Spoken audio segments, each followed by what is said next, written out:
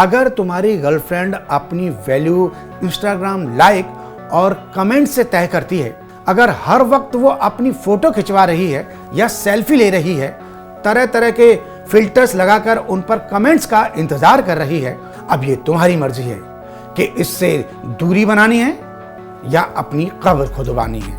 अगर वो अपने कॉल रिकॉर्ड डिलीट कर देती हो, तुम्हारे सामने किसी के फोन आने पर या फोन को पलट कर रख देती हो, या फिर दूर जाकर धीमे धीमे बात करती हो, तो भाई साहब आप खतरे में हैं।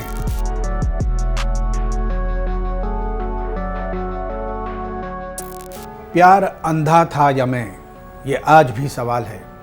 जिसे खुदा समझा वही सबसे बड़ा बवाल है। चेहरे पे मासूमियत, बातों में जहर था। इश्क नहीं, वो तो बस एक फरेब का शहर था। ठीक कहा ना?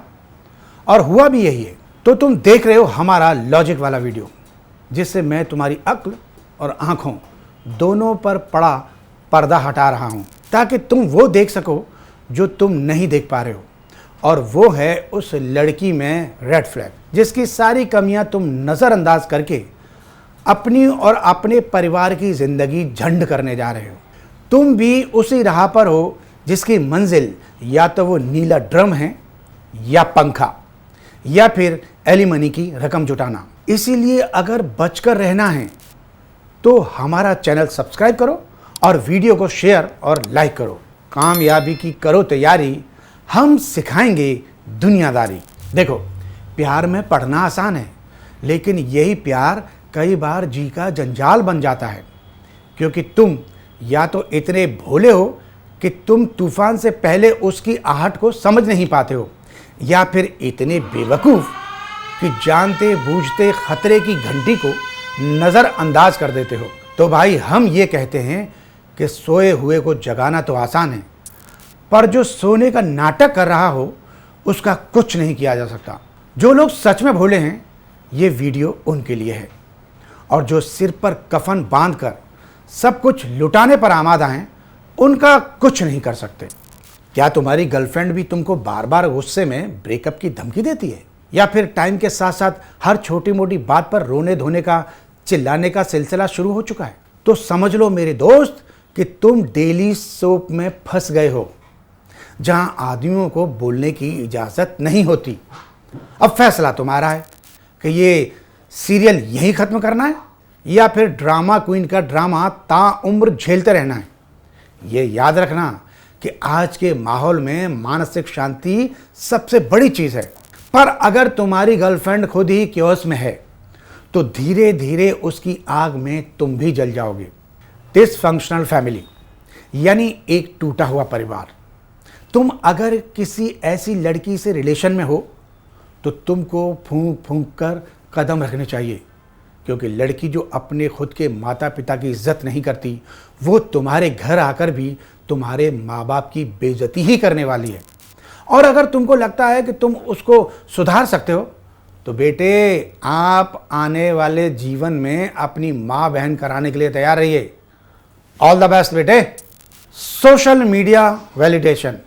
अगर तुम्हारी गर्लफ्रेंड अपनी वैल्यू इंस्टाग्राम लाइक और कमेंट से तय करती है, अगर हर वक्त वो अपनी फोटो खिंचवा रही है या सेल्फी ले रही है, तरह तरह के फिल्टर्स लगाकर उन पर कमेंट्स का इंतजार कर रही है, तो वो अटेंशन एडिक्ट है।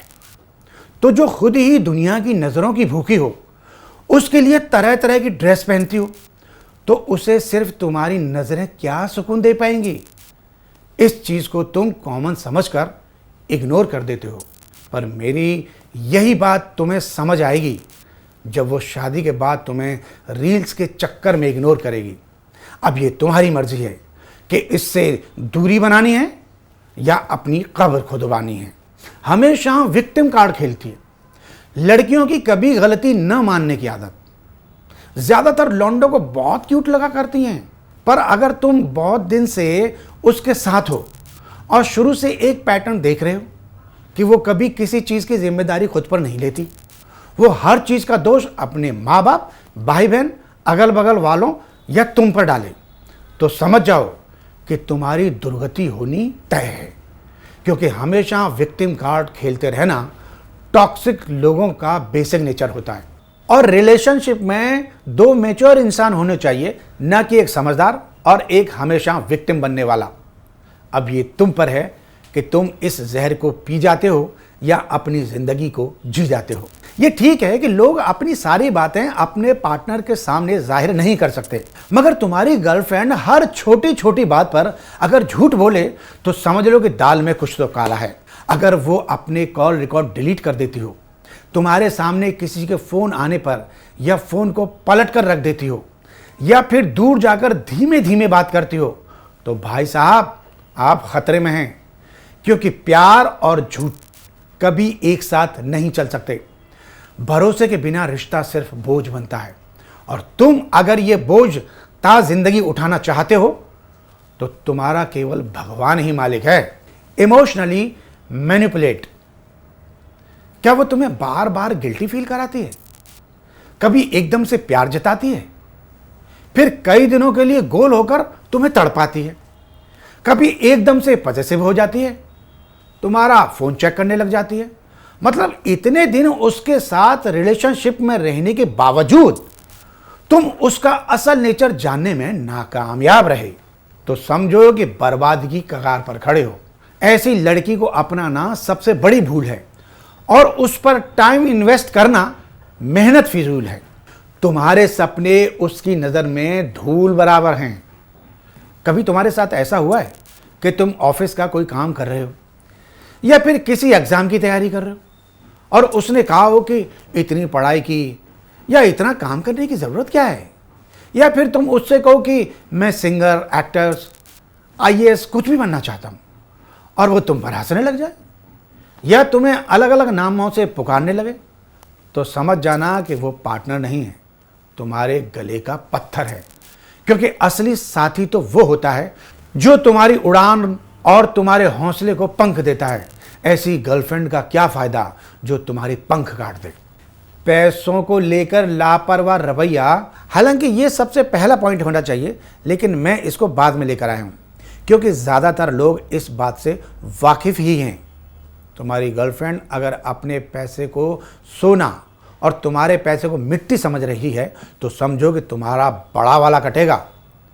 इस नेचर को ऐसे समझो कि जब उसका बर्थडे हो तो वो तुमसे गोल्ड के ईयरिंग की उम्मीद रखे और तुम्हारे बर्थडे पर ढेला न खर्चे।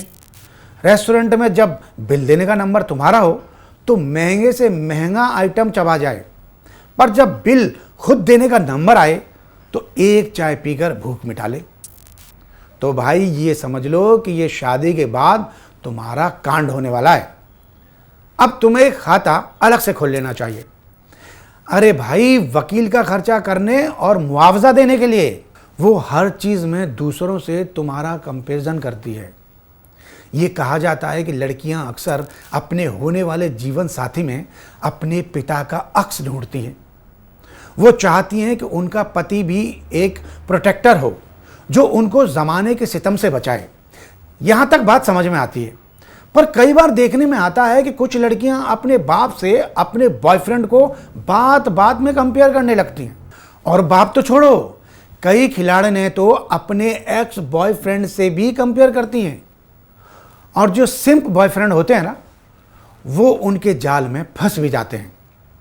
एहसासे कमतरी में जीने लगते हैं और उनके ऊपर खर्चा करते हैं।